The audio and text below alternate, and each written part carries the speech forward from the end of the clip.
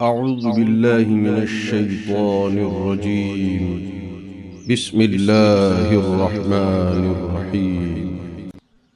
الحمد لله الذي أنزل على عبده الكتاب ولم يجعل له عوجا قيما لينذر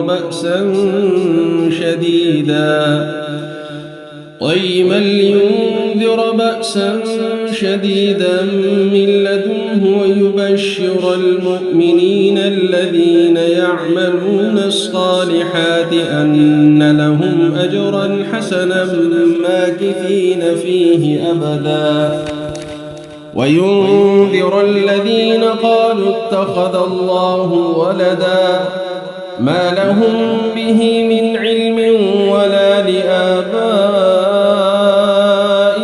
كبرت كلمة تخرج من أفواههم إن يقولون إلا كذبا فلعلك باخع نفسك على آثارهم إن لم يؤمنوا بهذا الحديث أسفا إنا جعلنا ما على الأرض زينة لها لنبلوهم أيهم أحسن عملا وإنا لجاعلون ما عليها صعيدا جرزا أم حسبت أن أصحاب الكهف والرقيم كانوا من آياتنا عجبا أم حسبت أن أصحاب الكهف والرقيم كانوا من آياتنا عجبا إذ أوى الفتية إلى الكهف فقالوا ربنا آتنا من لدنك رحمة وهيئ لنا من أمرنا رشدا فضربنا على آذانهم في الكهف سنين عددا ثم بعثناهم لنعلم أي الحزبين أحصى لما لبثوا أمدا نحن نقص عليك نبأهم بالحق إنهم فتية آمنوا بربهم وزدناهم هدى وربطنا على قلوبهم إذ قاموا فقالوا ربنا رب السماوات والأرض لن ندعو من دونه إلها لقد قلنا إذا شططا هؤلاء قوم اتخذوا من دونه آلهة لولا يأتون عليهم بسلطان بين فمن أظلم ممن افترى على الله كذبا وإذ اعتزلتموهم وما يعبدون إلا الله فأووا إلى الكهف ينشر لكم ربكم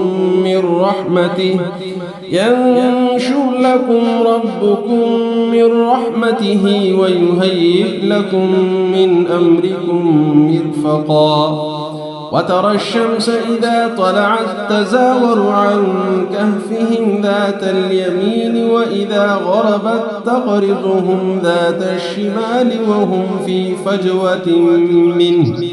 ذلك من آيات الله من يهد الله فهو المهتد ومن يضلل فلن تجد له وليا مرشدا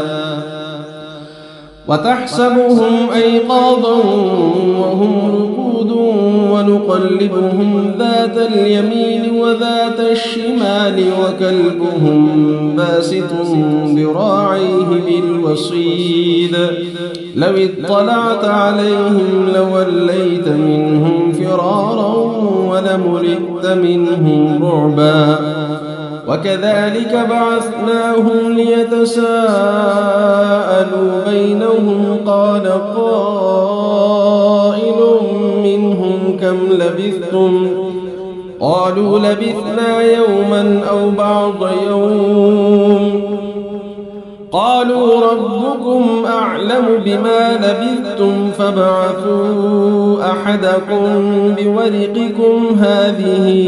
إلى المدينة فلينظر أيها أزكى طعاما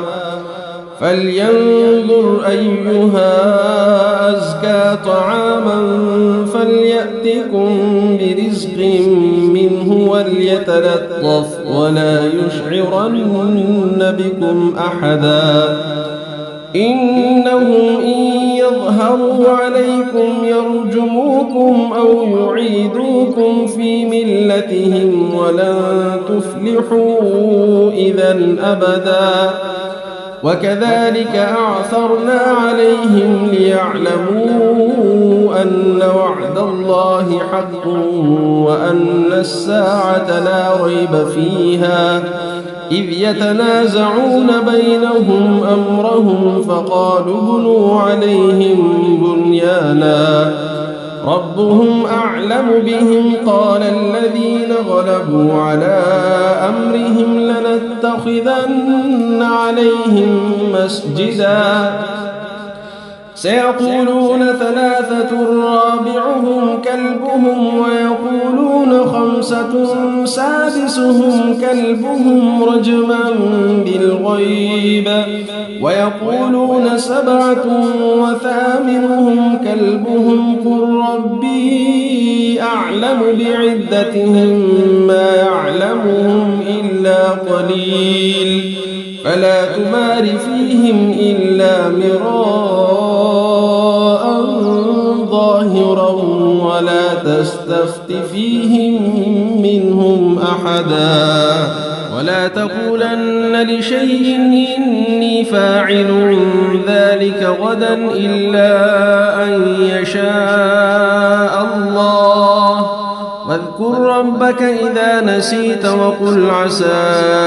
أن يهديني ربي لأقرب من هذا رشدا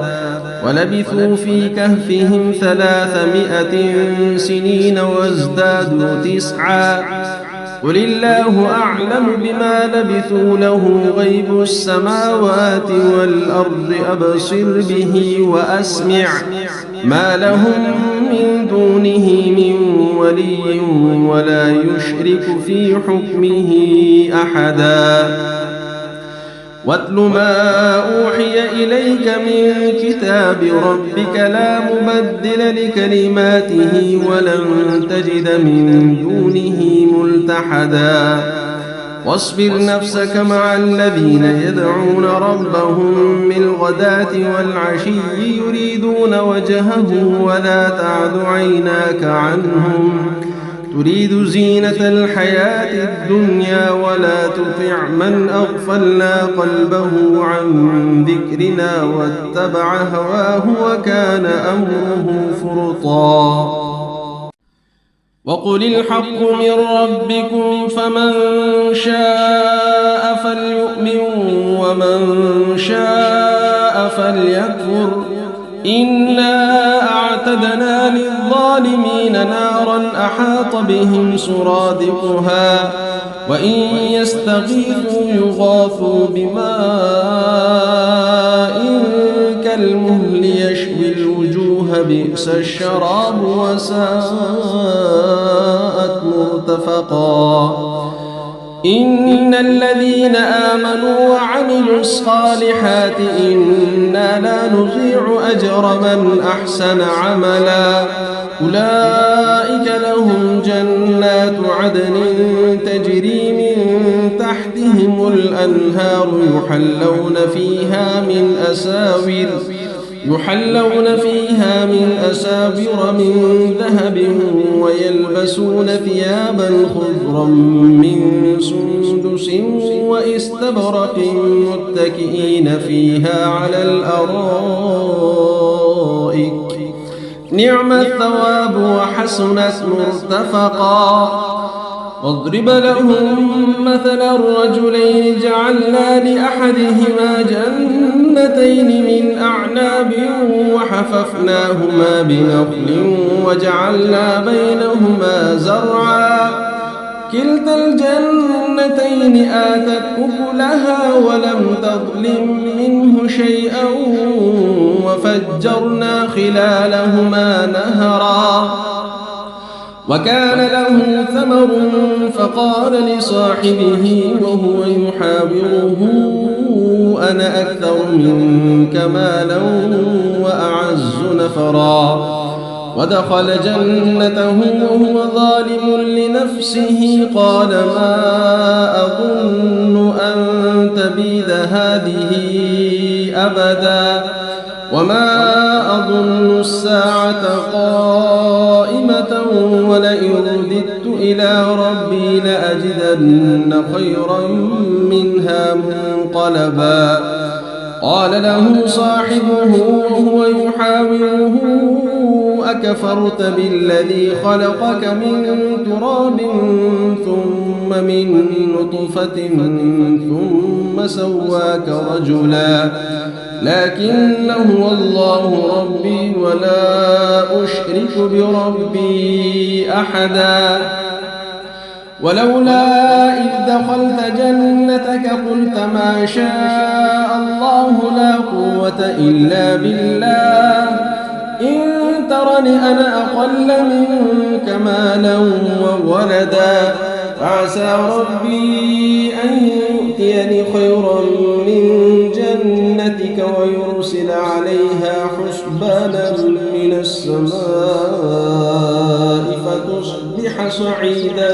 زلقا أو يصبح ماؤها غورا فلن تستطيع له طلبا وأحيط بثمره فأصبح يقلب كفيه على ما أنفق فيها وهي خاوية على عروشها ويقول يا ليتني لم أشرك بربي أحدا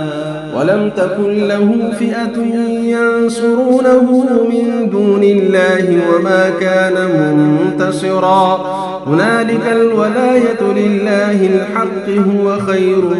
ثوابا وخير عقبا واضرب لهم مثل الحياة الدنيا كماء إن أنزلناه من السماء فاختلط به نبات الأرض فأصبح هشيما تذروه الرياح وكان الله على كل شيء مقتدرا المال والبنون زينة الحياة الدنيا والباقيات الصالحات خير عند ربك ثوابا وخير أملا ويوم نسير الجبال وترى الأرض بارزة وحشرناهم فلم نغادر منهم أحدا وعرضوا على ربك صفا لقد جئتمونا كما خلقناكم أول مرة بل زعمتم أن لن نجعل لكم موعدا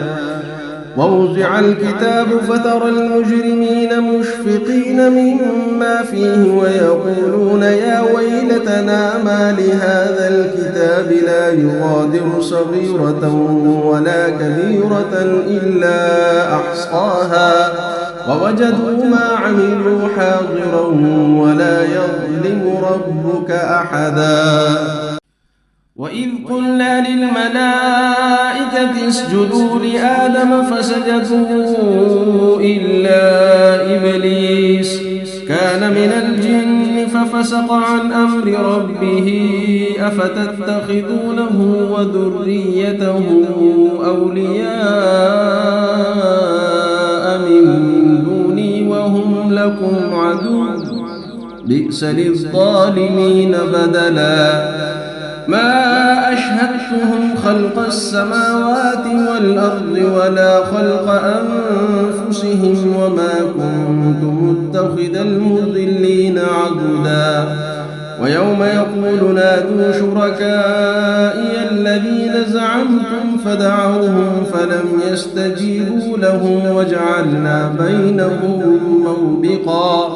ورأى المجرمون النار فظنوا أنهم واقعوها ولم يجدوا عنها مصرفا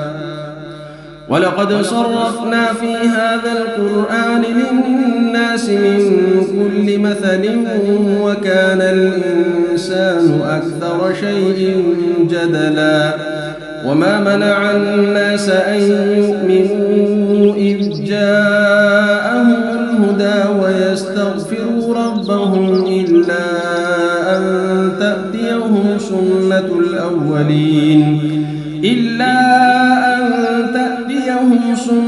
الأولين أو يأتيهم العذاب قبلا وما نرسل المرسلين إلا مبشرين ومنذرين ويجادل الذين كفروا بالباطل ليدحضوا به الحق واتخذوا آياتي وما أنذروا هزوا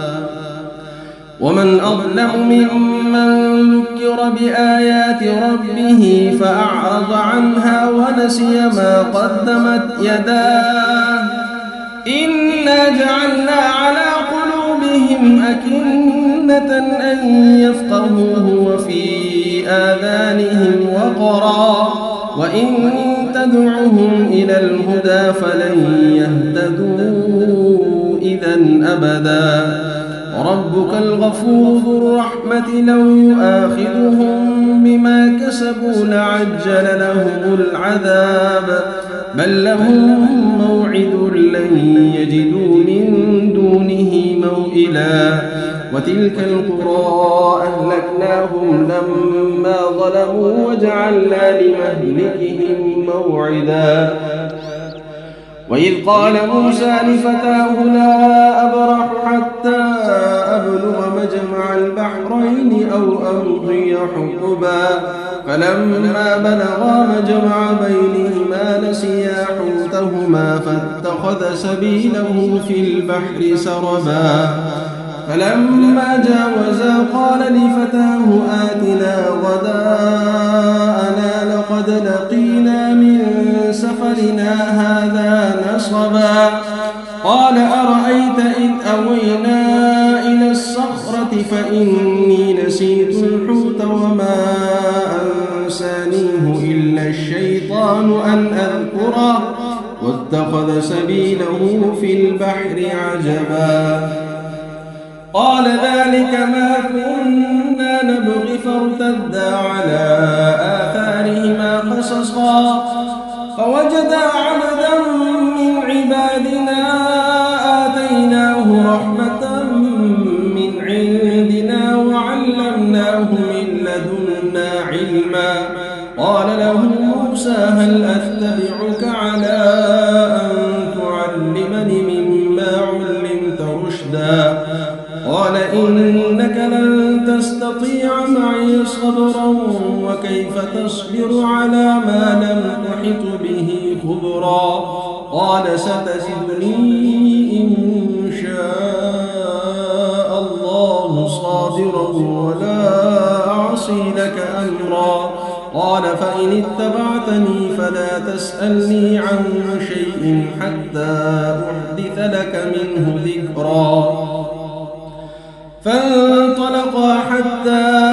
إذا ركبا في السفينة خرقها قال أخرقتها لتغرق أهلها لقد جئت شيئا إمرا قال ألم أقل إنك لن تستطيع معي صبرا قال لا تؤاخذني بما نسيت ولا ترهقني من أمري عسرا فانطلقا حتى إذا لقيا غلاما فقتله قال أقتلت نفسا زكية بغير نفس لقد جئت شيئا نكرا قال ألم أقل لك إنك لن تستطيع معي صبرا قال إن سألتك عن شيء بعدها فلا تصاحبني قد بلغت من لدني عذرا فانطلقا حتى إذا أتيا أهل قرية استطعما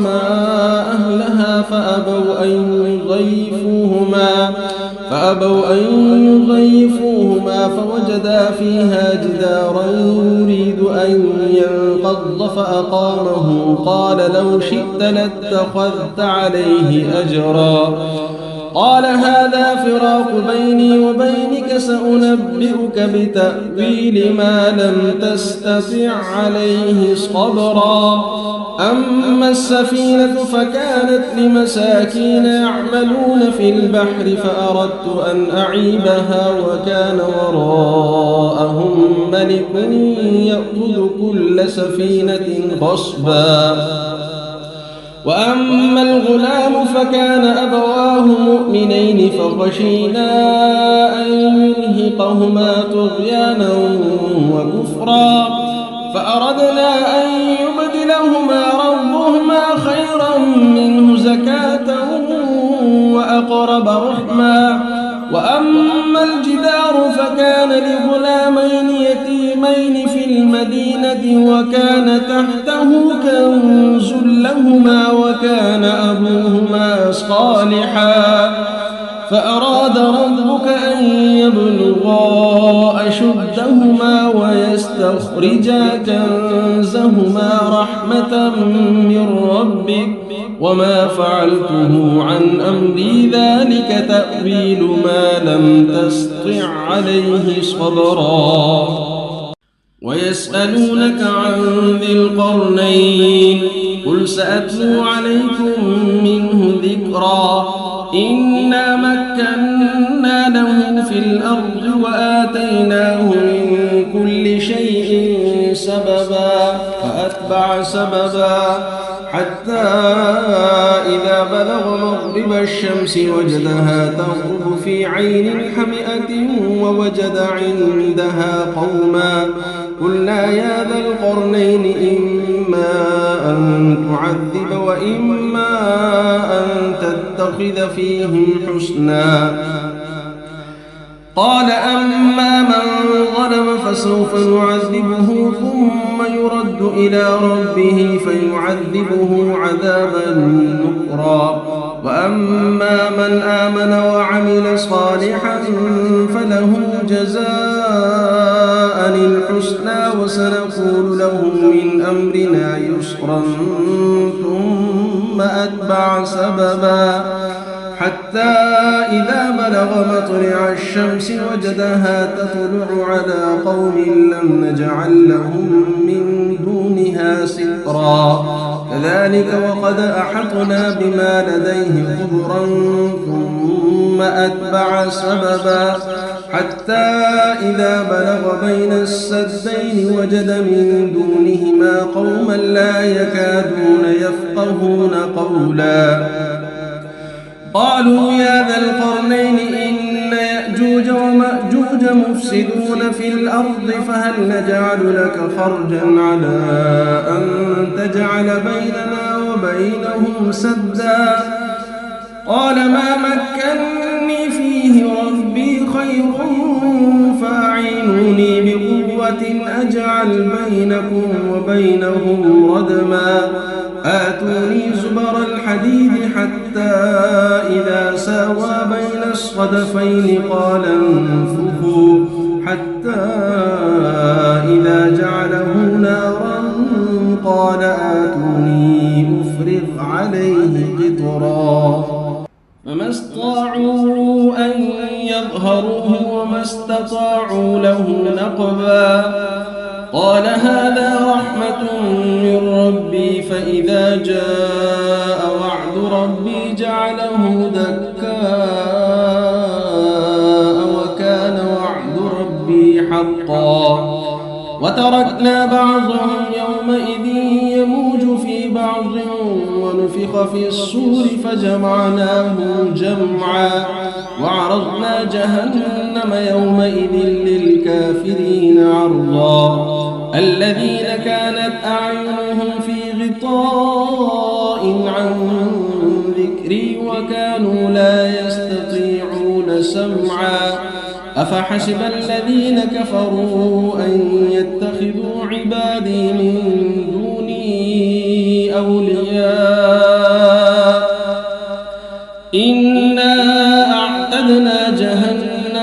للكافرين نزلا قل هل ننبئكم بالأخسرين أعمالا الذين ضل سعيهم في الحياة الدنيا وهم يحسبون أنهم يحسنون صنعا أولئك الذين كفروا بآيات ربهم ولقائه فحبطت أعمالهم فلا نقيم لهم يوم القيامة وزنا ذلك جزاؤهم جهنم بما كفروا واتخذوا آياتي ورسلي هزوا إن الذين آمنوا وعملوا الصالحات كانت لهم جنات الفردوس نزلا خالدين فيها لا يبغون عنها حولا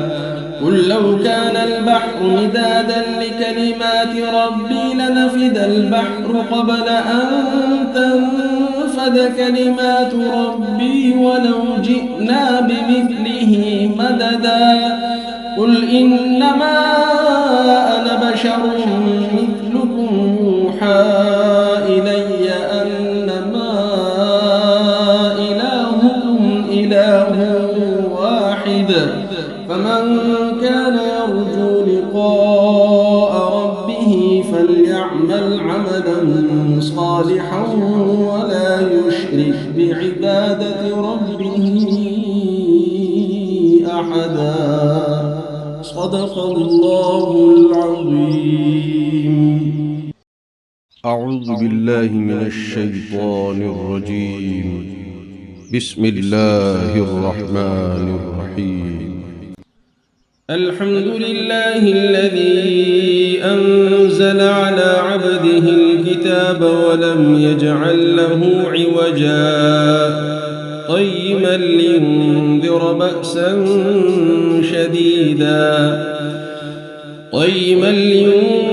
بأسا شديدا من لدنه ويبشر المؤمنين الذين يعملون الصالحات أن لهم أجرا حسنا ماكثين فيه أبدا وينذر الذين قالوا اتخذ الله ولدا ما لهم به من علم ولا لآبائهم كبرت كلمة تخرج من أفواههم إن يقولون إلا كذبا فلعلك باخع نفسك على آثارهم إن لم يؤمنوا بهذا الحديث أسفا إنا جعلنا ما على الأرض زينة لها لنبلوهم أيهم أحسن عملا وإنا لجاعلون ما عليها صعيدا جرزا أم حسبت أن أصحاب الكهف والرقيم كانوا من آياتنا عجبا أم حسبت أن أصحاب الكهف والرقيم كانوا من آياتنا عجبا إذ أوى الفتية إلى الكهف فقالوا ربنا آتنا من لدنك رحمة وهيئ لنا من أمرنا رشدا فضربنا على آذانهم في الكهف سنين عددا ثم بعثناهم لنعلم أي الحزبين أحصى لما لبثوا أمدا نحن نقص عليك نبأهم بالحق إنهم فتية آمنوا بربهم وزدناهم هدى وربطنا على قلوبهم إذ قاموا فقالوا ربنا رب السماوات والأرض لن ندعو من دونه إلها لقد قلنا إذا شططا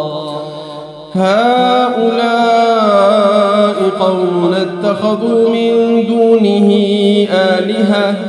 لولا يأتون عليهم بسلطان بين فمن أظلم ممن افترى على الله كذبا وإذ اعتزلتموهم وما يعبدون إلا الله فأووا إلى الكهف ينشر لكم ربكم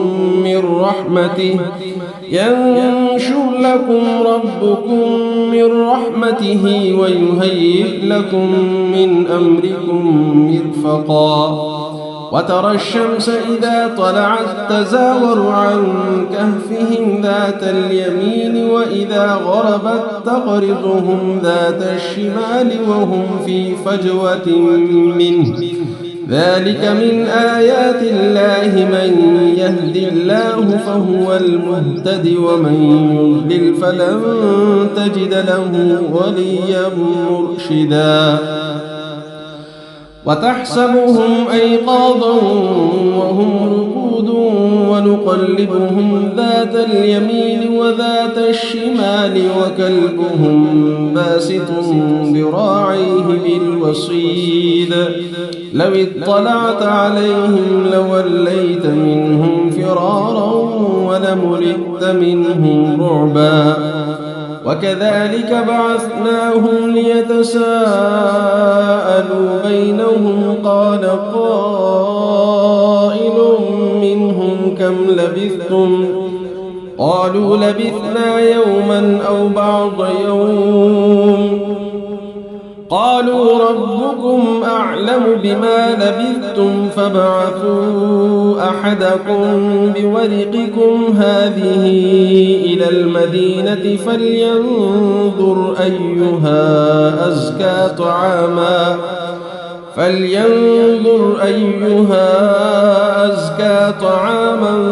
فليأتكم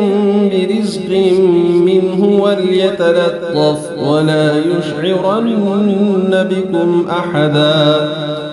إنهم إن يظهروا عليكم يرجموكم أو يعيدوكم في ملتهم ولن تفلحوا إذا أبدا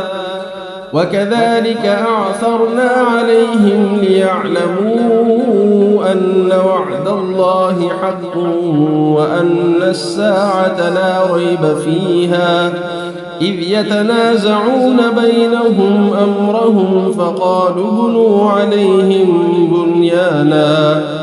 ربهم أعلم بهم قال الذين غلبوا على أمرهم لنتخذن عليهم مسجدا سيقولون ثلاثة رابعهم كلبهم ويقولون خمسة سادسهم كلبهم رجما بالغيب ويقولون سبعة وثامنهم كلبهم قل ربي أعلم بعدتهم ما يعلمهم إلا قليل فلا تمار فيهم إلا مراء ظاهرا ولا تستفت فيهم منهم أحدا ولا تقولن لشيء إني فاعل ذلك غدا إلا أن يشاء الله واذكر ربك إذا نسيت وقل عسى أن يهديني ربي لأقرب من هذا رشدا ولبثوا في كهفهم 300 سنين وازدادوا 9 قل الله أعلم بما لبثوا له غيب السماوات والأرض أبصر به وأسمع ما لهم من دونه من ولي ولا يشرك في حكمه أحدا واتل ما أوحي إليك من كتاب ربك لا مبدل لكلماته ولن تجد من دونه ملتحدا واصبر نفسك مع الذين يدعون ربهم بالغداة والعشي يريدون وجهه ولا تعد عيناك عنهم تريد زينة الحياة الدنيا ولا تطع من أغفلنا قلبه عن ذكرنا واتبع هواه وكان أمره فرطا وقل الحق من ربكم فمن شاء فليؤمن ومن شاء فليكفر إنا أعتدنا للظالمين نارا أحاط بهم سرادقها وإن يستغيثوا يغاثوا بماء كالمهل يشوي الوجوه بئس الشراب وساءت مرتفقا إن الذين آمنوا وعملوا الصالحات إنا لا نضيع أجر من أحسن عملا أولئك لهم جنات عدن تجري من تحتهم الأنهار يحلون فيها من أساور من ذهب ويلبسون ثيابا خضرا من سندس واستبرق متكئين فيها على الأرائك نعم الثواب وحسنت مرتفقا واضرب لهم مثل الرجلين جعلنا لأحدهما جنتين من أعناب وحففناهما بنخل وجعلنا بينهما زرعا كلتا الجنتين آتت أكلها ولم تظلم منه شيئا وفجرنا خلالهما نهرا وكان له ثمر فقال لصاحبه وهو يحاوره أنا أكثر منك مالا وأعز نفرا ودخل جنته وهو ظالم لنفسه قال ما أظن أن تبيد هذه أبدا وما أظن الساعة قائمة ولئن رددت إلى ربي لأجدن خيرا منها منقلبا قال له صاحبه وهو يحاوره أكفرت بالذي خلقك من تراب ثم من نطفة ثم سواك رجلا لكن هو الله ربي ولا أشرك بربي أحدا ولولا إذ دخلت جنتك قلت ما شاء الله لا قوة إلا بالله إن ترني أنا أقل منك مالا وولدا فعسى ربي أن يؤتيني خيرا من جنتك ويرسل عليها حسبانا من السماء فتصبح صعيدا زلقا أو يصبح ماؤها غورا فلن تستطيع له طلبا وأحيط بثمره فأصبح يقلب كفيه على ما أنفق فيها وهي خاوية على عروشها ويقول يا ليتني لم أشرك بربي أحدا ولم تكن له فئة ينصرونه من دون الله وما كان منتصرا هنالك الولاية لله الحق هو خير ثوابا وخير عقبا واضرب لهم مثل الحياة الدنيا كماء أنزلناه من السماء فاختلط به نبات الأرض فأصبح هشيما تذروه الرياح وكان الله على كل شيء مقتدرا المال والبنون زينة الحياة الدنيا والباقيات الصالحات خير عند ربك ثوابا وخير أملا ويوم نسير الجبال وترى الأرض بارزة وحشرناهم فلم نغادر منهم أحدا وعرضوا على ربك صفا لقد جئتمونا كما خلقناكم أول مرة بل زعمتم أن لن نجعل لكم موعدا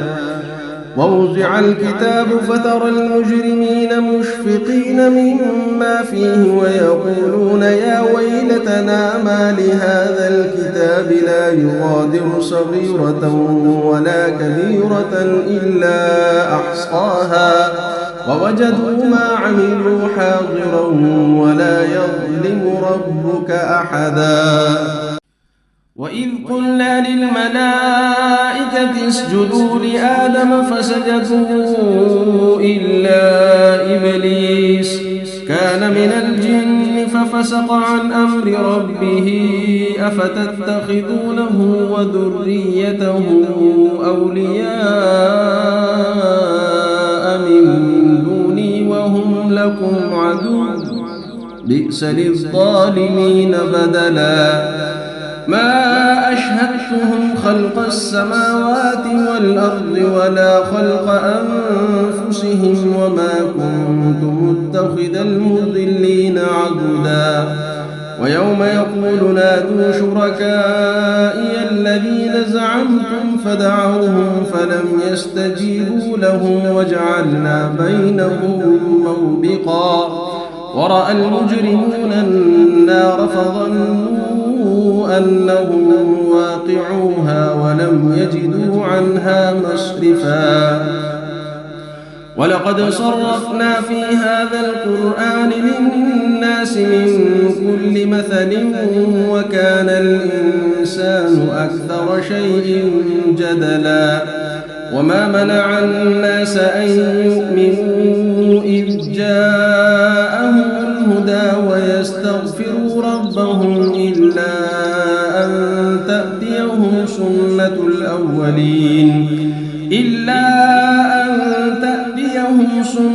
الأولين أو يأتيهم العذاب قبلا.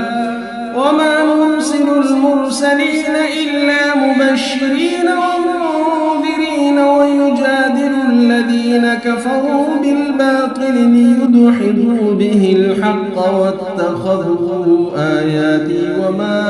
أنذروا هزوا.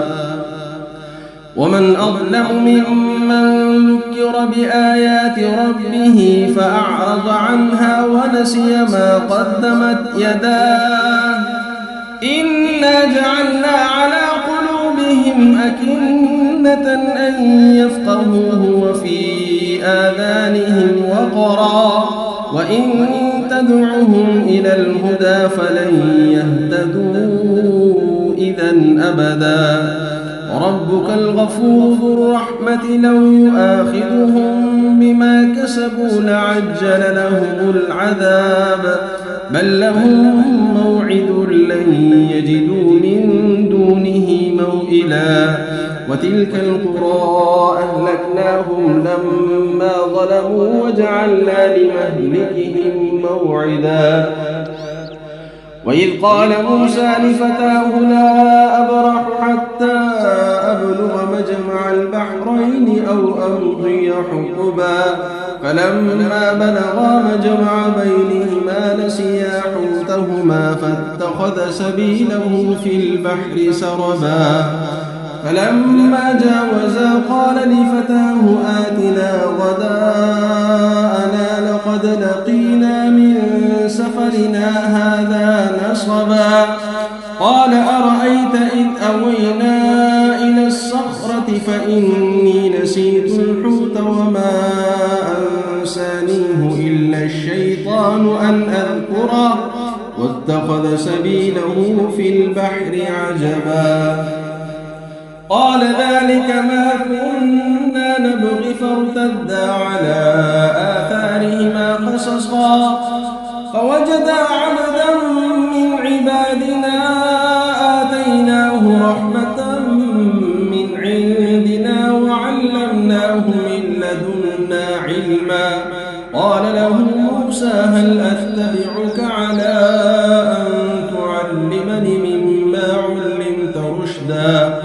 قال إنك لن تستطيع معي صبرا وكيف تصبر على ما لم تحط به خبرا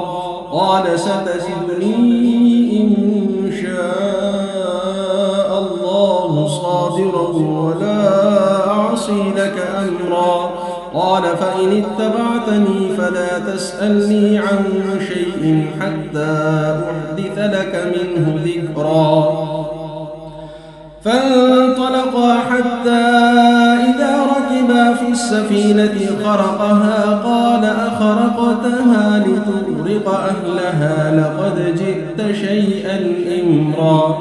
قال ألم أقل إنك لن تستطيع معي صبرا قال لا تؤاخذني بما نسيت ولا ترهقني من أمري عسرا فانطلقا حتى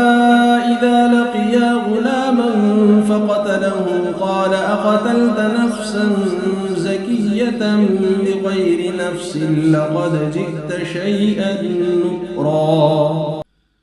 قال ألم أقل لك إنك لن تستطيع معي صبرا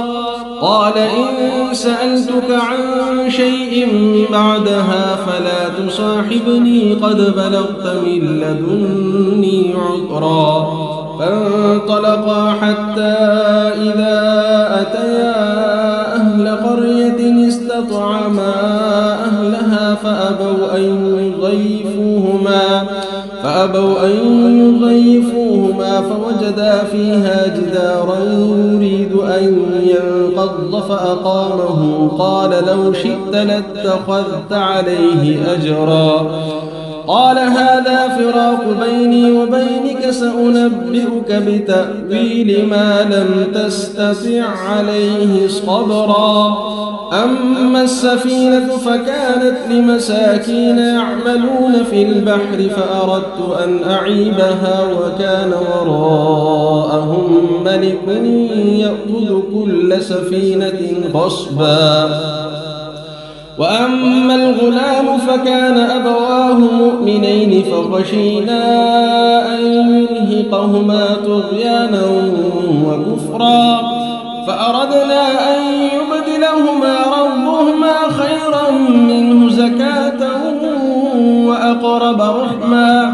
وأما الجدار فكان لغلامين يتيمين في المدينة وكان تحته كنز لهما وكان أبوهما صالحا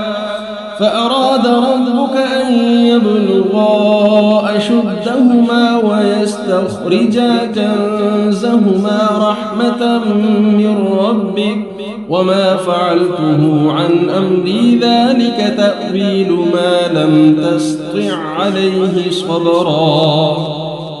ويسألونك عن ذي القرنين قل سأتلو عليكم منه ذكرا إنا مكنا له في الأرض وآتيناه من كل شيء سببا فأتبع سببا حتى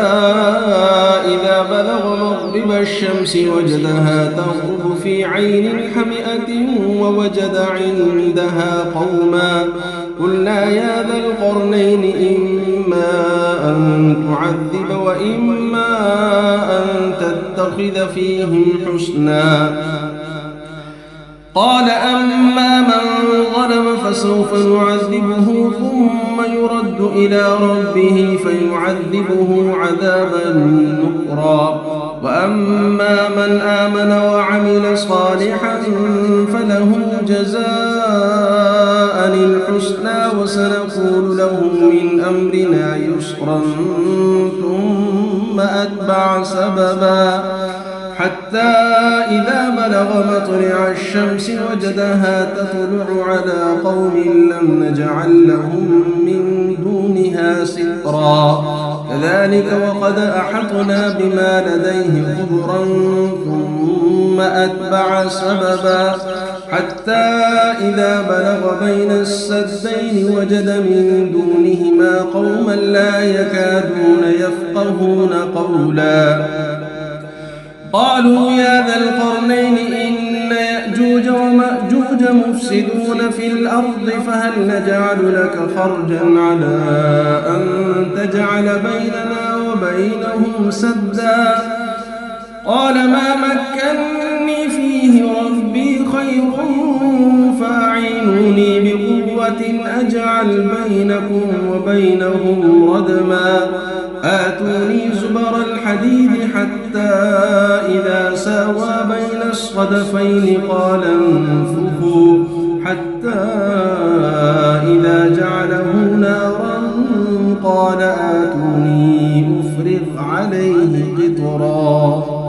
فما استطاعوا أن يظهروه وما استطاعوا له نقبا قال هذا رحمة من ربي فإذا جاء وعد ربي جعله دكاء وكان وعد ربي حقا وتركنا بعضهم يومئذ يموج في بعض ونفخ في الصور فجمعناهم جمعا وعرضنا جهنم يومئذ للكافرين عرضا الذين كانت أعينهم في غطاء عن ذكري وكانوا لا يستطيعون سمعا أفحسب الذين كفروا أن يتخذوا عبادي من دوني أولياء إنا أعتدنا جهنم للكافرين نزلا قل هل ننبئكم بالأخسرين أعمالا الذين ضل سعيهم في الحياة الدنيا وهم يحسبون أنهم يحسنون صنعا أولئك الذين كفروا بآيات ربهم ولقائه فحبطت أعمالهم فلا نقيم لهم يوم القيامة وزنا ذلك جزاؤهم جهنم بما كفروا واتخذوا آياتي ورسلي هزوا إن الذين آمنوا وعملوا الصالحات كانت لهم جنات الفردوس نزلا خالدين فيها لا يبغون عنها حولا قل لو كان البحر مدادا لكلمات ربي لنفد البحر قبل أن تنفد كلمات ربي ولو جئنا بمثله مددا قل إنما أنا بشر مثلكم يوحى إلي أنما إلهكم إله واحد فمن كان يرجو لقاء ربه فليعمل عملا صالحا ولا يشرك بعبادة ربه أحدا صدق الله العظيم. أعوذ بالله من الشيطان الرجيم. بسم الله الرحمن الرحيم. الحمد لله الذي أنزل على عبده الكتاب ولم يجعل له عوجا قيما لينذر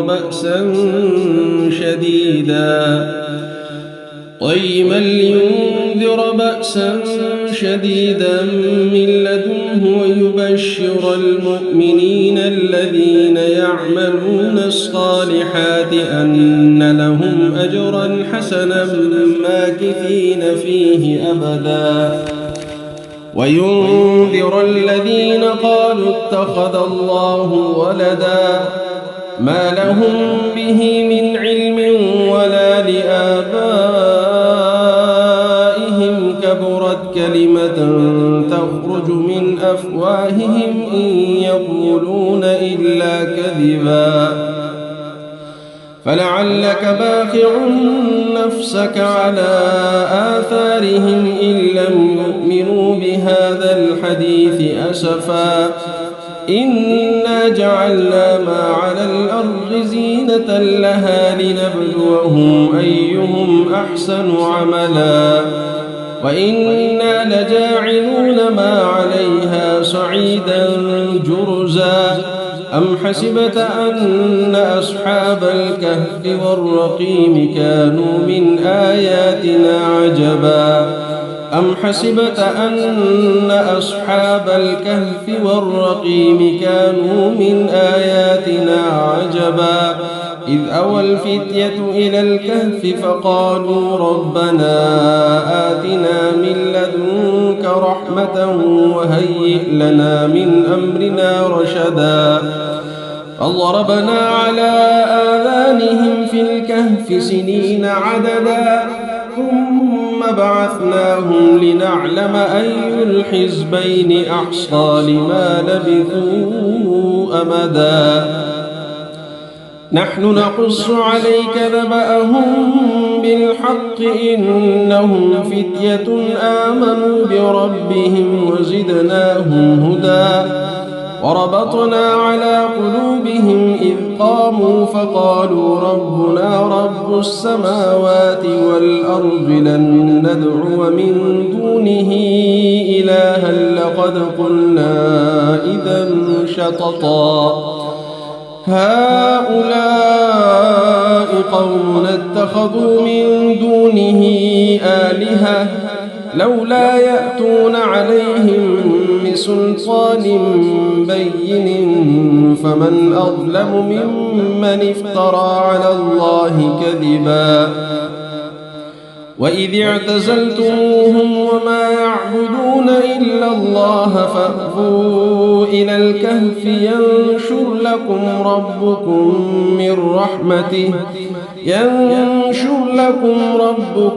من رحمته ويهيئ لكم من أمركم مرفقا وترى الشمس إذا طلعت تزاور عن كهفهم ذات اليمين وإذا غربت تقرضهم ذات الشمال وهم في فجوة منه ذلك من آيات الله من يهد الله فهو المهتد ومن يضلل فلن تجد له وليا مرشدا وتحسبهم أيقاظا وهم رقود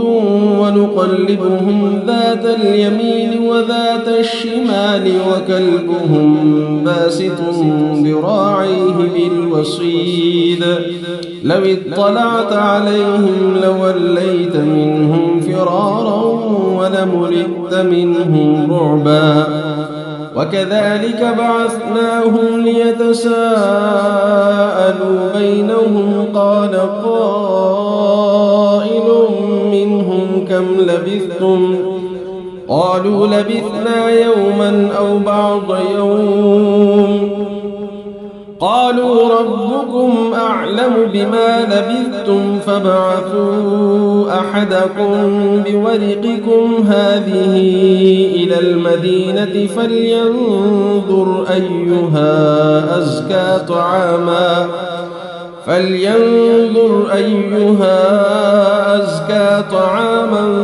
فليأتكم برزق منه وليتلطف ولا يشعرن بكم أحدا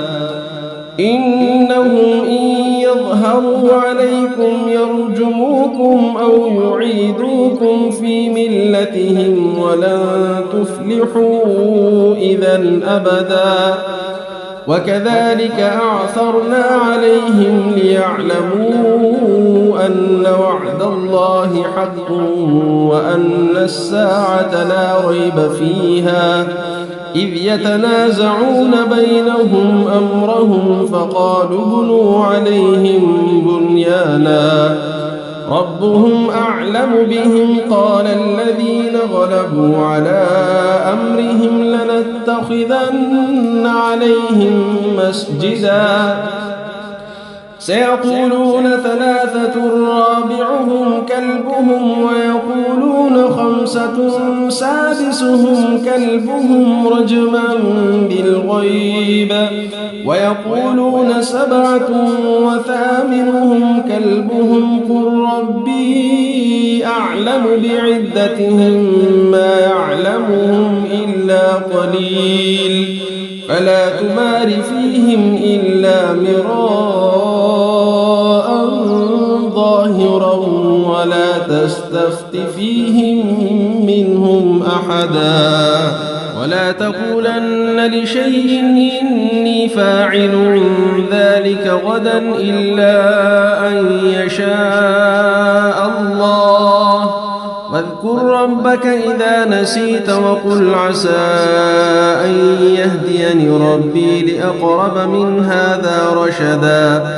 ولبثوا في كهفهم 300 سنين وازدادوا 9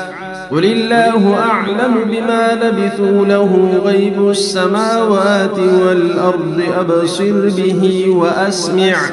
ما لهم من دونه من ولي ولا يشرك في حكمه أحدا واتل ما أوحي إليك من كتاب ربك لا مبدل لكلماته ولن تجد من دونه ملتحدا واصبر نفسك مع الذين يدعون ربهم بالغداة والعشي يريدون وجهه ولا تعد عيناك عنهم تريد زينة الحياة الدنيا ولا تطع من أغفلنا قلبه عن ذكرنا واتبع هواه وكان أمره فرطا وقل الحق من ربكم فمن شاء فليؤمن ومن شاء فليكفر إنا أعتدنا للظالمين نارا أحاط بهم سرادقها وإن يستغيثوا يغاثوا بماء كالمهل يشوي الوجوه بئس الشراب وساءت مرتفقا إن الذين آمنوا وعملوا الصالحات إنا لا نضيع أجر من أحسن عملا أولئك لهم جنات عدن تجري من تحتهم الأنهار يحلون فيها من أساور من ذهب ويلبسون ثيابا خضرا من سندس واستبرق متكئين فيها على الأرائك نعم الثواب وحسنت مرتفقا واضرب لهم مثلا الرجلين جعلنا لأحدهما جنتين من أعناب وحففناهما بنخل وجعلنا بينهما زرعا كلتا الجنتين آتت أكلها ولم تظلم منه شيئا وفجرنا خلالهما نهرا وكان له ثمر فقال لصاحبه وهو يحاوره أنا أكثر منك مالا وأعز نفرا ودخل جنته وهو ظالم لنفسه قال ما أظن أن تبيد هذه أبدا وما أظن الساعة قائمة ولئن رددت إلى ربي لأجدن خيرا منها منقلبا قال له صاحبه وهو يحاوره أكفرت بالذي خلقك من تراب ثم من نطفة ثم سواك رجلا لكن هو الله ربي ولا أشرك بربي أحدا ولولا إذ دخلت جنتك قلت ما شاء الله لا قوة إلا بالله إن ترني أنا أقل منك مالا وولدا فعسى ربي أن يؤتيني خيرا من جنتك ويرسل عليها حسبانا من السماء فتصبح صعيدا زلقا أو يصبح ماؤها غورا فلن تستطيع له طلبا وأحيط بثمره فأصبح يقلب كفيه على ما أنفق فيها وهي خاوية على عروشها ويقول يا ليتني لم أشرك بربي أحدا ولم تكن له فئة ينصرونه من دون الله وما كان منتصرا هنالك الولاية لله الحق هو خير ثوابا وخير عقبا واضرب لهم مثل الحياة الدنيا كماء إن أنزلناه من السماء فاختلط به نبات الأرض فأصبح هشيما تذروه الرياح وكان الله على كل شيء مقتدرا المال والبنون زينة الحياة الدنيا والباقيات الصالحات خير عند ربك ثوابا وخير أملا ويوم نسير الجبال وترى الأرض بارزة وحشرناهم فلم نغادر منهم أحدا وعرضوا على ربك صفا لقد جئتمونا كما خلقناكم أول مرة بل زعمتم أن لن نجعل لكم موعدا ووضع الكتاب فترى المجرمين مشفقين مما فيه ويقولون يا ويلتنا ما لهذا الكتاب لا يغادر صغيرة ولا كبيرة إلا أحصاها ووجدوا ما عملوا حاضرا ولا يظلم ربك أحدا وإذ قلنا للملائكة اسجدوا لآدم فسجدوا إلا إبليس كان من الجن ففسق عن أمر ربه أفتتخذونه وذريته أولياء من دوني وهم لكم عدو بئس للظالمين بدلا ما أشهدتهم خلق السماوات والأرض ولا خلق أنفسهم وما كنت متخذ المضلين عضدا ويوم يقول نادوا شركائي الذين زعمتم فدعوهم فلم يستجيبوا لهم وجعلنا بينهم موبقا ورأى المجرمون النار فظنوا أنهم واقعوها ولم يجدوا عنها مصرفا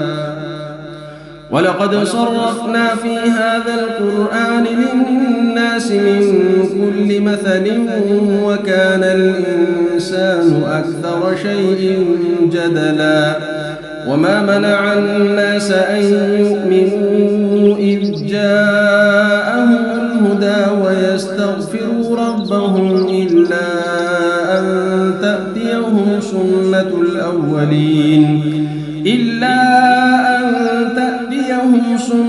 الأولين أو يأتيهم العذاب قبلا وما نرسل المرسلين إلا مبشرين ومنذرين ويجادل الذين كفروا بالباطل ليدحضوا به الحق واتخذوا آياتي وما أنذروا هزوا ومن أظلم ممن ذكر بآيات ربه فأعرض عنها ونسي ما قدمت يداه إنا جعلنا على قلوبهم أكنة أن يفقهوه وفي آذانهم وقرا وإن تدعهم إلى الهدى فلن يهتدوا إذن أبدا وربك الغفور ذو الرحمة لو يؤاخذهم بما كسبوا لعجل لهم العذاب بل لهم موعد لن يجدوا من دونه موئلا وتلك القرى أهلكناهم لما ظلموا وجعلنا لمهلكهم موعدا وإذ قال موسى لفتاه لا أبرح حتى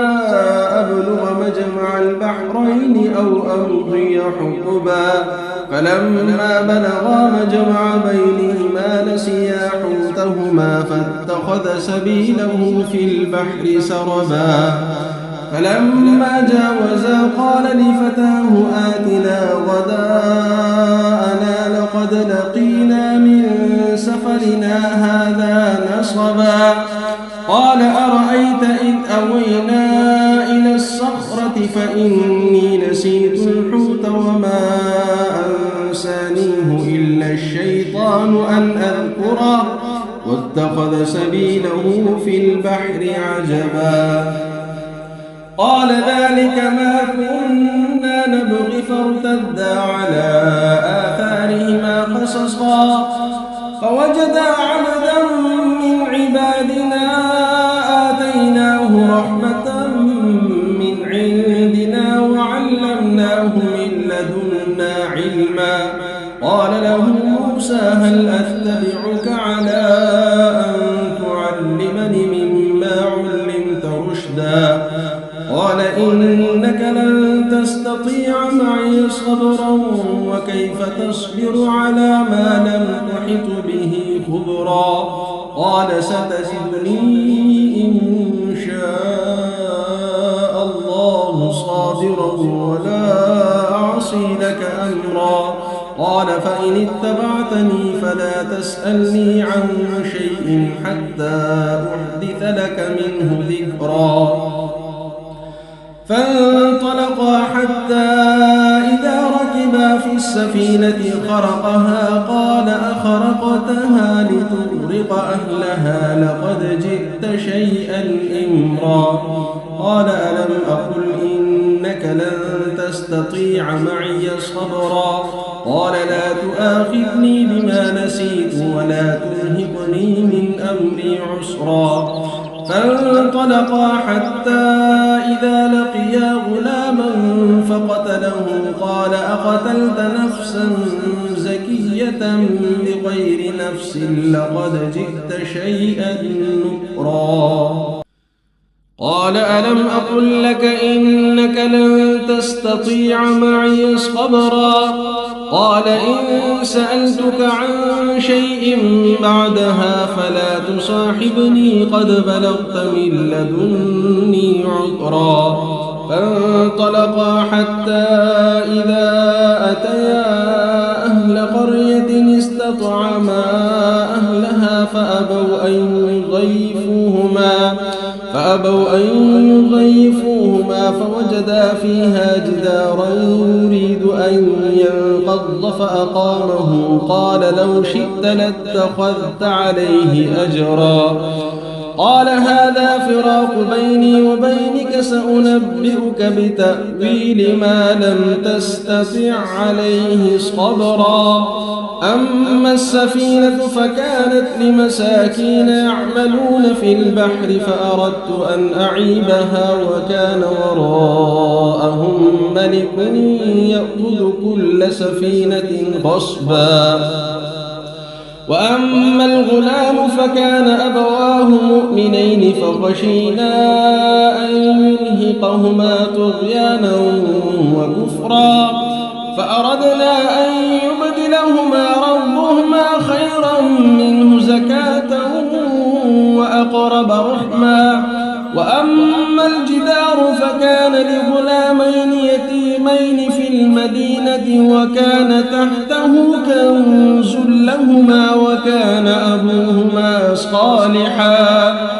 فأراد ربك أن يبلغا أشدهما ويستخرجا كنزهما رحمة من ربك وما فعلته عن أمري ذلك تأويل ما لم تسطع عليه صبرا ويسألونك عن ذي القرنين قل سأتلو عليكم منه ذكرا إنا مكنا له في الأرض وآتيناه من كل شيء سببا فأتبع سببا حتى إذا بلغ مغرب الشمس وجدها تغرب في عين حمئة ووجد عندها قوما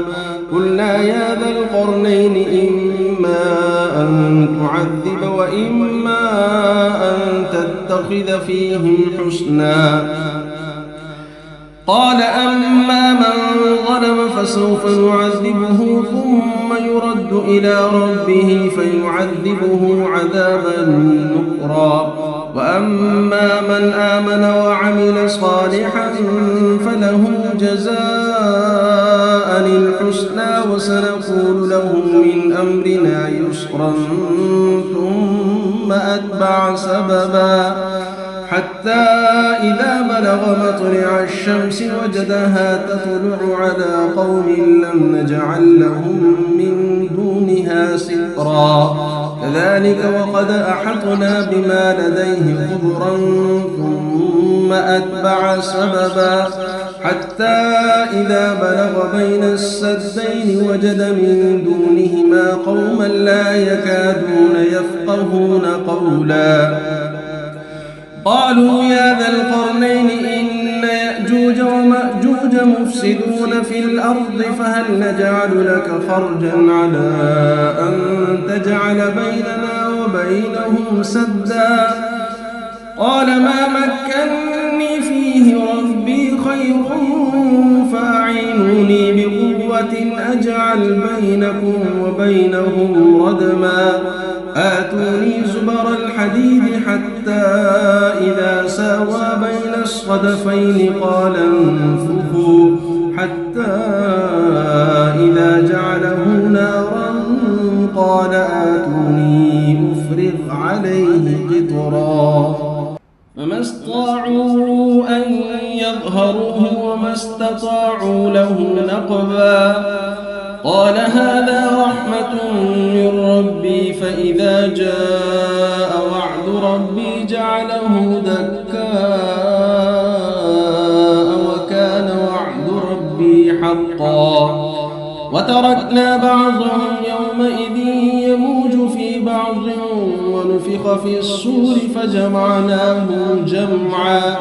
وعرضنا جهنم يومئذ للكافرين عرضا الذين كانت أعينهم في غطاء عن ذكري وكانوا لا يستطيعون سمعا أفحسب الذين كفروا أن يتخذوا عبادي من دوني أولياء إنا أعتدنا جهنم للكافرين نزلا قل هل ننبئكم بالأخسرين أعمالا الذين ضل سعيهم في الحياة الدنيا وهم يحسبون أنهم يحسنون صنعا أولئك الذين كفروا بآيات ربهم ولقائه فحبطت أعمالهم فلا نقيم لهم يوم القيامة وزنا ذلك جزاؤهم جهنم بما كفروا واتخذوا آياتي ورسلي هزوا إن الذين آمنوا وعملوا الصالحات كانت لهم جنات الفردوس نزلا خالدين فيها لا يبغون عنها حولا قل لو البحر مدادا لكلمات ربي لنفد البحر قبل أن تنفد كلمات ربي ولو جئنا بمثله مددا قل إنما أنا بشر مثلكم يوحى إلي أنما إلهكم إله واحد فمن كان يرجو لقاء ربه فليعمل عملا صالحا ولا يشرك بعبادة ربه أحدا. صدق الله العظيم. أعوذ بالله من الشيطان الرجيم. بسم الله الرحمن الرحيم. الحمد لله الذي أنزل على عبده الكتاب ولم يجعل له عوجا قيما لينذر بأسا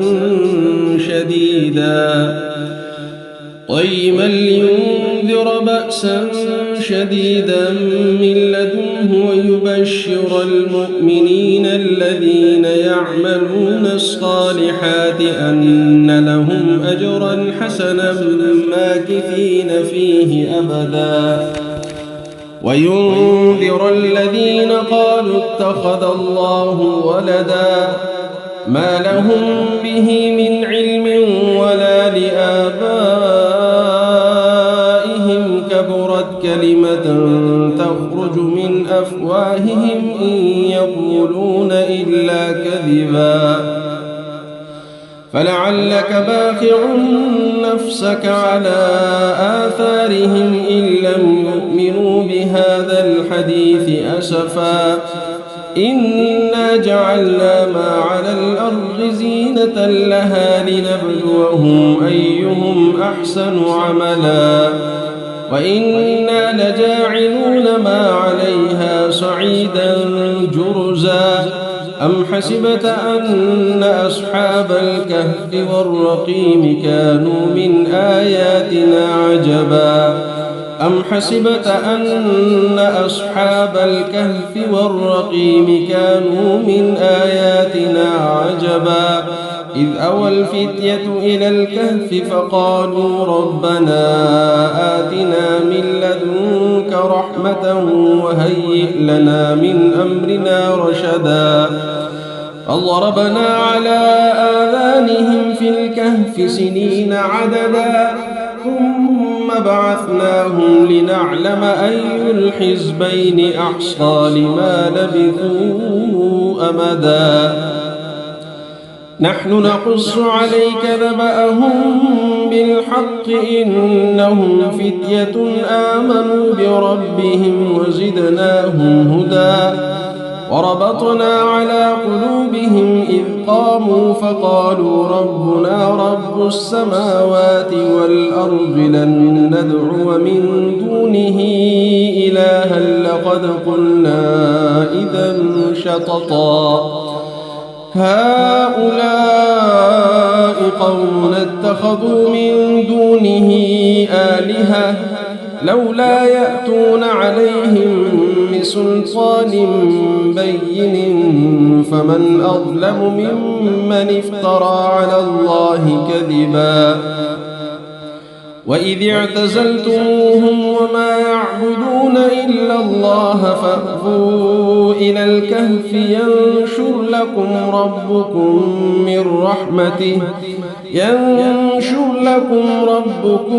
من رحمته ويهيئ لكم من أمركم مرفقا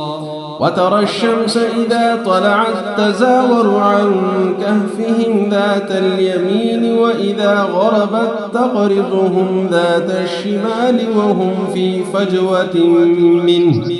ذلك من آيات الله من يهد الله فهو المهتد ومن يضلل فلن تجد له وليا مرشدا وتحسبهم أيقاظا وهم رقود ونقلب نقلبهم ذات اليمين وذات الشمال وكلبهم باسط ذراعيه بالوصيد لو اطلعت عليهم لوليت منهم فرارا ولملئت منهم رعبا وكذلك بعثناهم ليتساءلوا بينهم قال قائل منهم كم لبثتم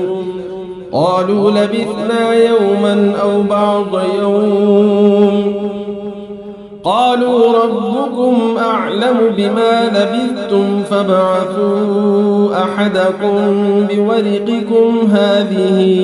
إلى المدينة فلينظر أيها أزكى طعاما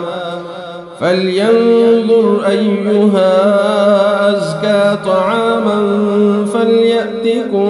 برزق منه وليتلطف ولا يشعرن بكم أحدا إنهم إن يظهروا عليكم يرجموكم أو يعيدوكم في ملتهم ولن تفلحوا إذا أبدا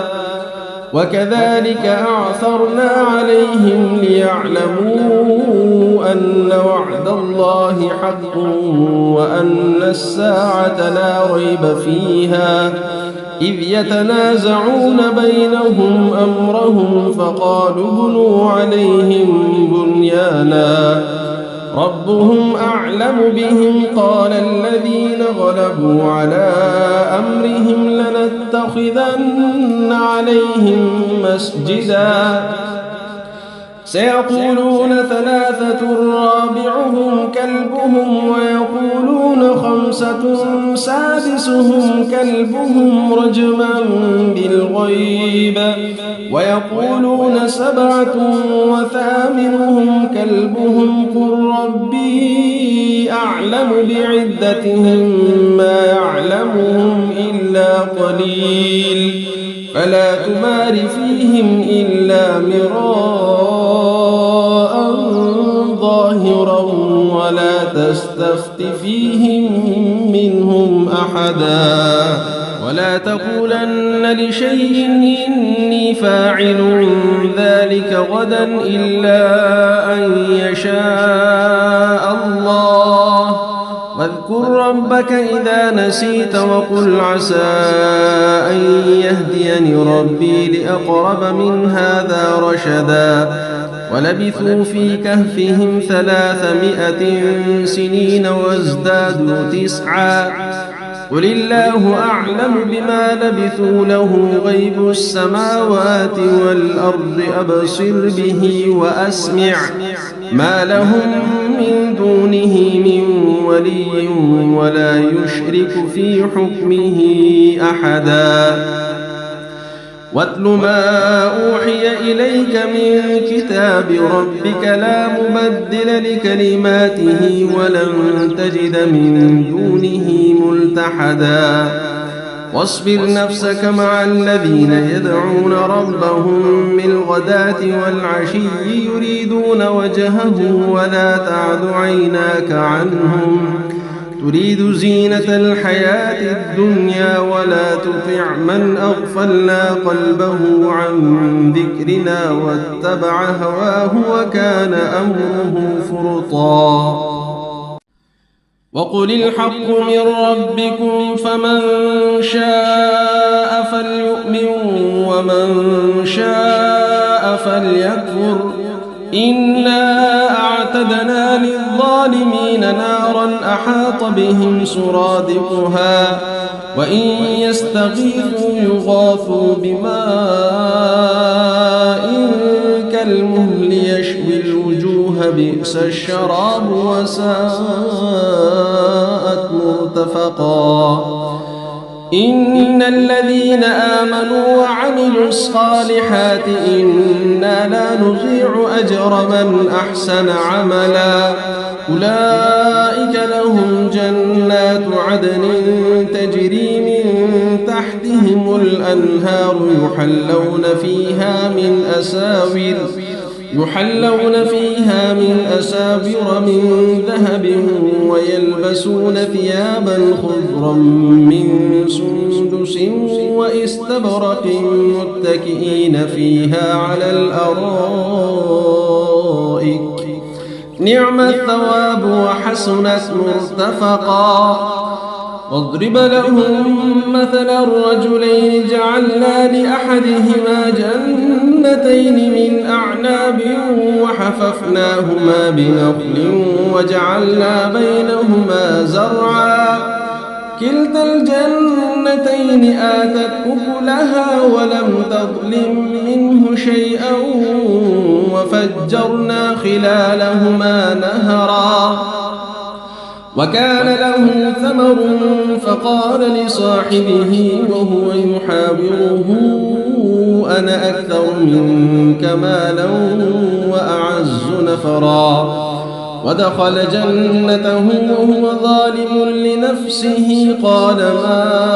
أظن أن تبيد هذه أبدا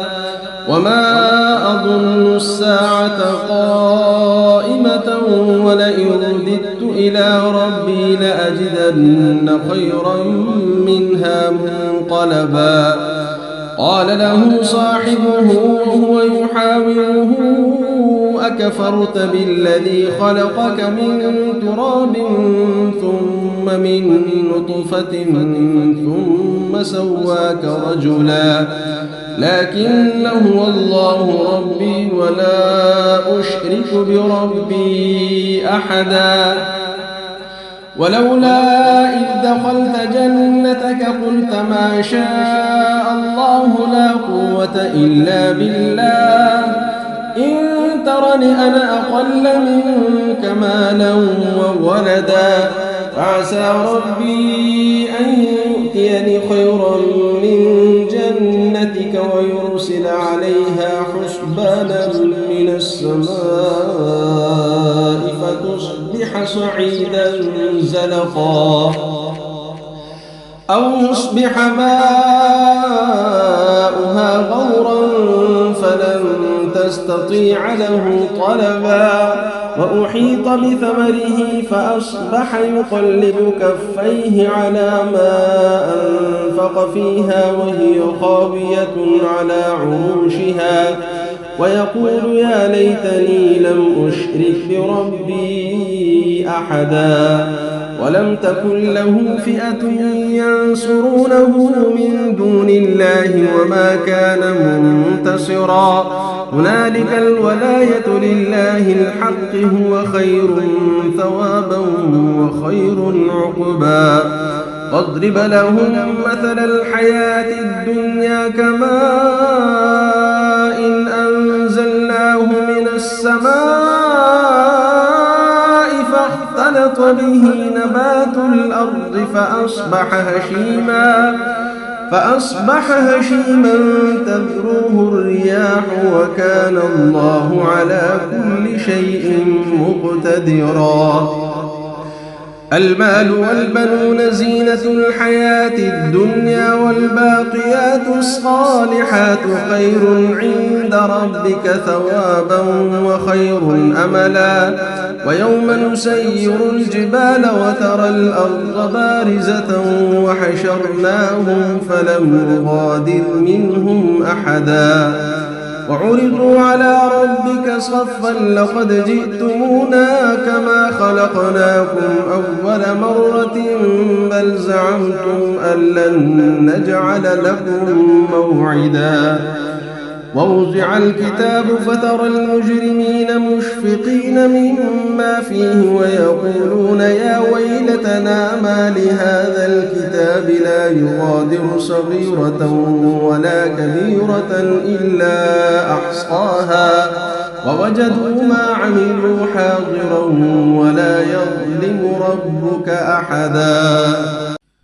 وإذ قلنا للملائكة اسجدوا لآدم فسجدوا إلا إبليس كان من الجن ففسق عن أمر ربه أفتتخذونه وذريته أولياء لكم عدو بئس للظالمين بدلا ما أشهدتهم خلق السماوات والأرض ولا خلق أنفسهم وما كنت متخذ المضلين عضدا ويوم يقول نادوا شركائي الذين زعمتم فدعوهم فلم يستجيبوا لهم وجعلنا بينهم موبقا ورأى المجرمون النار فظنوا أنهم واقعوها ولم يجدوا عنها مصرفا ولقد صرفنا في هذا القرآن للناس من كل مثل وكان الإنسان أكثر شيء جدلا وما منع الناس أن يؤمنوا إذ جاءهم الهدى ويستغفروا ربهم إلا أن تأتيهم سنة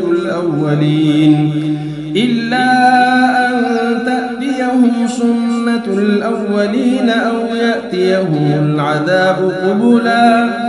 وما نرسل المرسلين إلا مبشرين ومنذرين ويجادل الذين كفروا بالباطل ليدحضوا به الحق واتخذوا آياتي وما أنذروا هزوا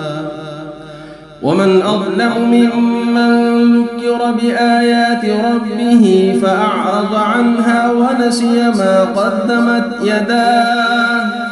إنا جعلنا على قلوبهم أكنة أن يفقهوه وفي آذانهم وقرا وإن تدعهم إلى الهدى فلن يهتدوا إذا أبدا ربك الغفور ذو الرحمة لو يؤاخذهم بما كسبوا لعجل لهم العذاب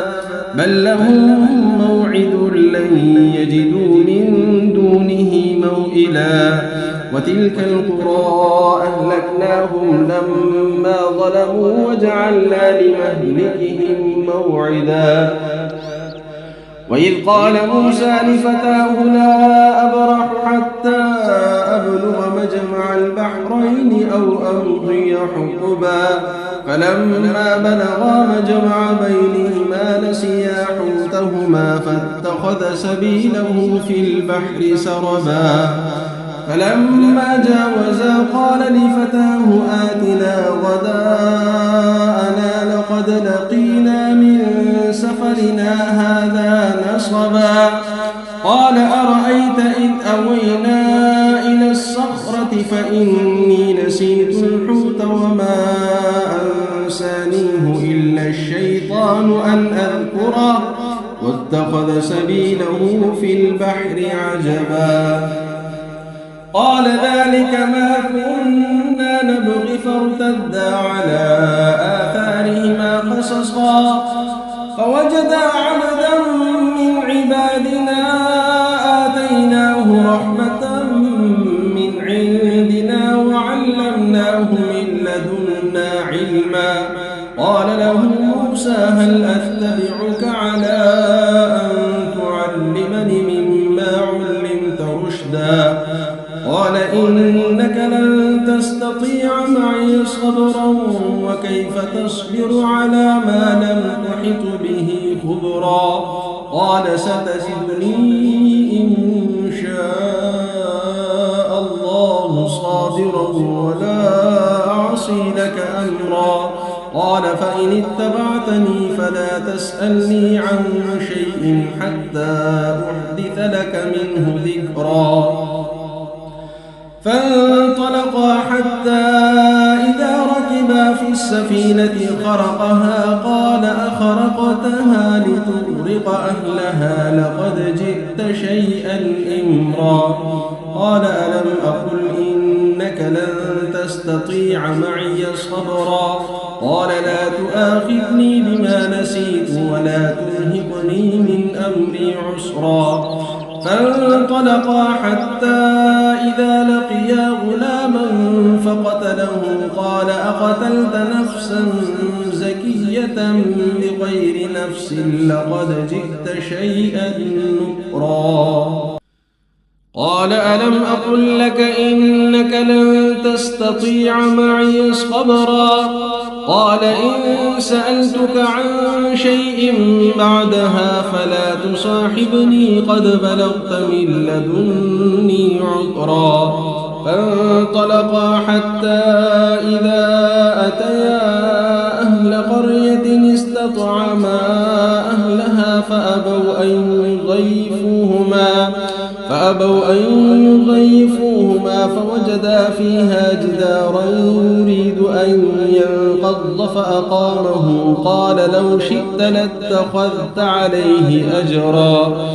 قال هذا فراق بيني وبينك سأنبئك بتأويل ما لم تستطع عليه صبرا أما السفينة فكانت لمساكين يعملون في البحر فأردت أن أعيبها وكان وراءهم ملك يأخذ كل سفينة غصبا وأما الغلام فكان أبواه مؤمنين فخشينا أن يرهقهما طغيانا وكفرا فأردنا أن يبدلهما ربهما خيرا منه زكاة وأقرب رحما وأما الجدار فكان لغلامين يتيمين في المدينة وكان تحته كنز لهما وكان أبوهما صالحا فأراد ربك أن يبلغا أشدهما ويستخرجا كنزهما رحمة من ربك وما فعلته عن أمري ذلك تأويل ما لم تسطع عليه صبرا ويسألونك عن ذي القرنين قل سأتلو عليكم منه ذكرا إنا مكنا له في الأرض وآتيناه من كل شيء سببا فأتبع سببا حتى إذا بلغ مغرب الشمس وجدها تغرب في عين حمئة ووجد عندها قوما قلنا يا ذا القرنين إما أن تعذب وإما أن تتخذ فيهم حسنا قال أما من ظلم فسوف نعذبه ثم يرد إلى ربه فيعذبه عذابا نكرا وأما من آمن وعمل صالحا فله جزاء الحسنى وسنقول له من أمرنا يسرا ثم أتبع سببا حتى إذا بلغ مطلع الشمس وجدها تطلع على قوم لم نجعل لهم من دونها سترا كذلك وقد أحطنا بما لديه خبرا ثم أتبع سببا حتى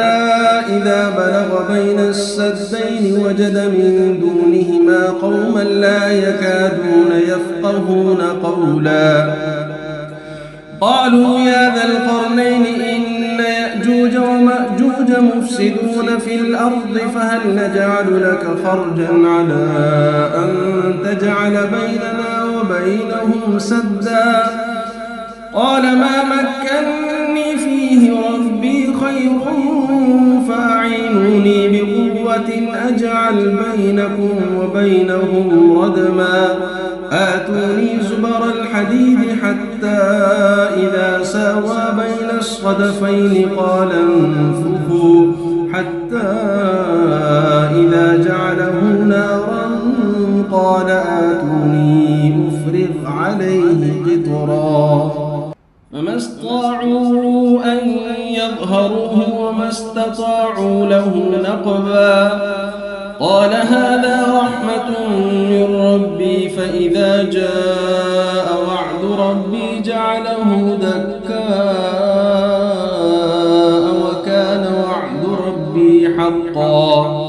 وتركنا بعضهم يومئذ يموج في بعض ونفخ في الصور فجمعناهم جمعا وعرضنا جهنم يومئذ للكافرين عرضا الذين كانت أعينهم في غطاء عن ذكري وكانوا لا يستطيعون سمعا أفحسب الذين كفروا أن يتخذوا عبادي من دوني أولياء إنا أعتدنا جهنم للكافرين نزلا قل هل ننبئكم بالأخسرين أعمالا الذين ضل سعيهم في الحياة الدنيا وهم يحسبون أنهم يحسنون صنعا أولئك الذين كفروا بآيات ربهم ولقائه فحبطت أعمالهم فلا نقيم لهم يوم القيامة وزنا ذلك جزاؤهم جهنم بما كفروا واتخذوا آياتي ورسلي هزوا إن الذين آمنوا وعملوا الصالحات كانت لهم جنات الفردوس نزلا خالدين فيها لا يبغون عنها حولا قل لو كان البحر مدادا لكلمات ربي لنفد البحر قبل أن تنفد كلمات ربي ولو جئنا بمثله مددا قل إنما أنا بشر مثلكم يوحى إلي أنما إلهكم إله واحد فمن كان يرجو لقاء ربه فليعمل عملا صالحا ولا يشرك بعبادة ربه أحدا صدق الله العظيم.